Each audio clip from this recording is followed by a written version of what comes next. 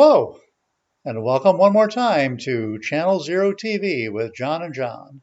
I'm John, And I'm John. and tonight we've got one of our favorites of all time, a film we've been sharing together for close to 4 decades, the 1981 sequel to the Rocky Horror Picture Show, Shock Treatment. John, for the uninitiated, do you want to give people a slight hint about what they're about to watch?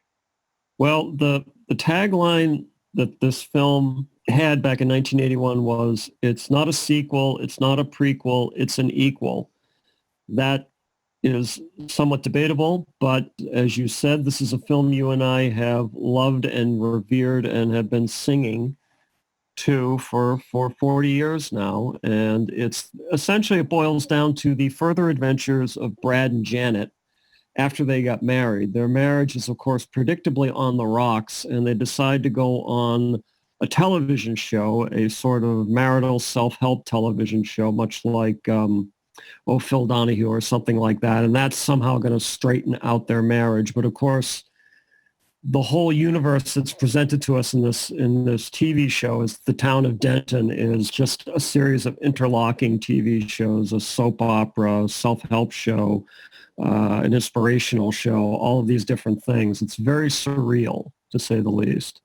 And you'll get a sense of Denton in the opening number of Shock Treatment, which is called Denton. And John and I will join you afterwards to talk more about one of our favorite pictures.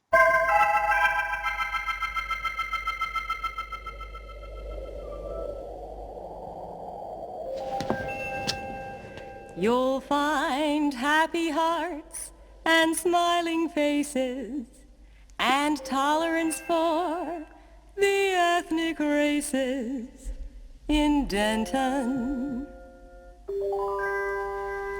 You'll find a rambling rose and a picket fence, tenderness and innocence in Denton. You'll find conference rooms and a children's playground. Denton is a real okay town, civic pride and civic duty, and Denton girls are full of beauty. You may call us the goody goody two shoes. We're here to cheer you with the good news. That D-E-N-T-O-N gets T-E-N, that's Denton. If you're looking for a life of leisure, You're gonna get a whole lot to please ya. again and again. And again and again and again.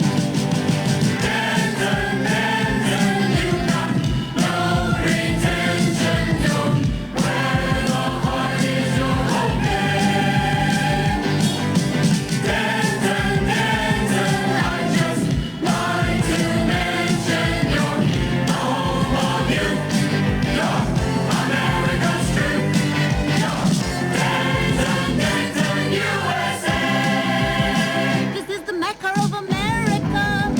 The Bethlehem of the West, This is the birthplace of the virtuous. the home of happiness.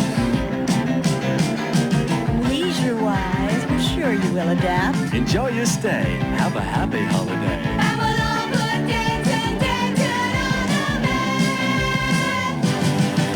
Denton, Denton, you got no pretension. You're where the heart is, you're okay.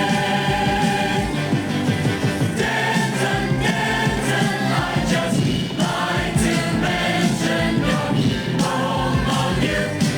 You're America's truth. You're Denton, Denton.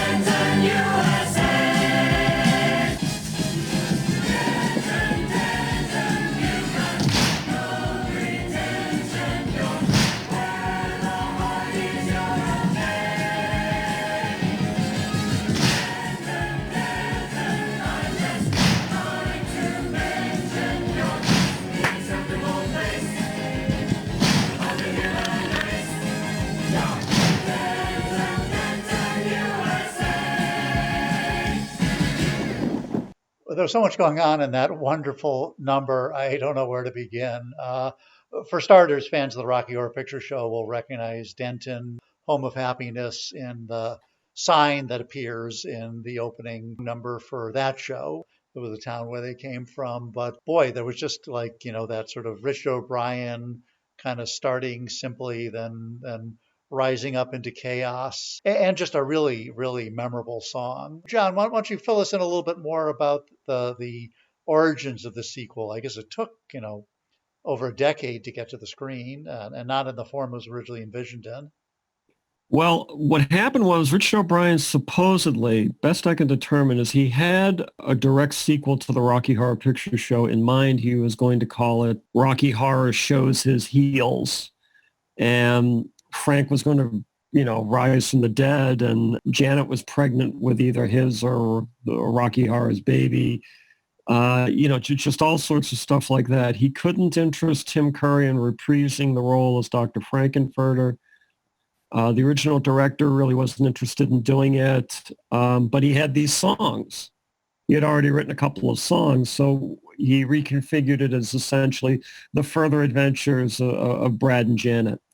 And due to I think it was a writer's strike at the time, they couldn't shoot in Hollywood, so they ended up having to shoot it for a very low budget in London. So they just decided to make a virtue of poverty and shoot it on a soundstage.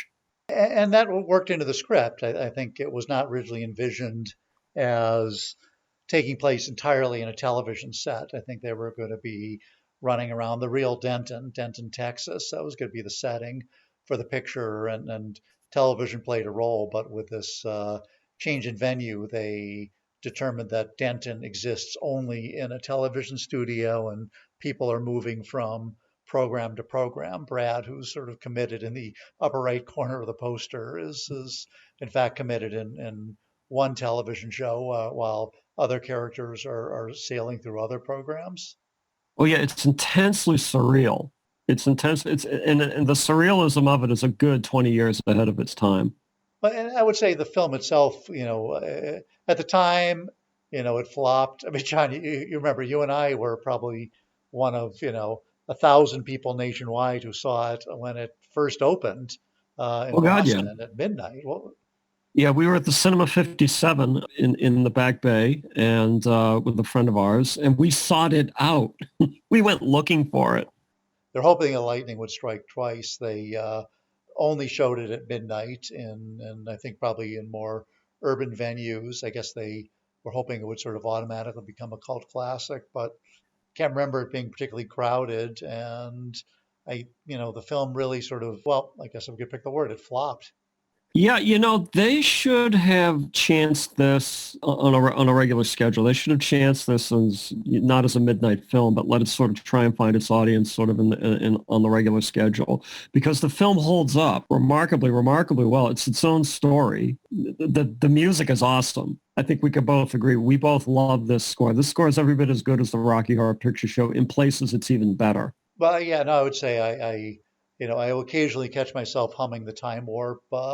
But if I'm sort of singing Richard O'Brien songs to myself, it's mostly from this musical. There are some staggeringly good numbers. The music is terrific, and it's a little bit less sort of frantic than Rocky Horror, and obviously less edgy for its time. But in itself, it also has some stuff I've really not seen on the screen before or since.